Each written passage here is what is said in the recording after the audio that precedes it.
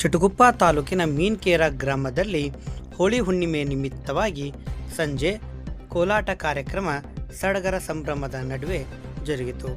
ಕೋಲಾಟವು ಕರ್ನಾಟಕದ ಸಾಂಪ್ರದಾಯಿಕ ಮತ್ತು ಅತ್ಯಂತ ಜನಪ್ರಿಯ ಜಾನಪದ ನೃತ್ಯವಾಗಿದ್ದು, ಬಣ್ಣ ಬಣ್ಣದ ಕೋಲುಗಳನ್ನು ಹಿಡಿದು ಲಯಬದ್ಧವಾಗಿ ಹೆಜ್ಜೆ ಹಾಕುತ್ತಾ ಹಾಡುಗಳೊಂದಿಗೆ ಆಡುವ ಮನೋರಂಜನಾ ಕಲೆಯಾಗಿದೆ.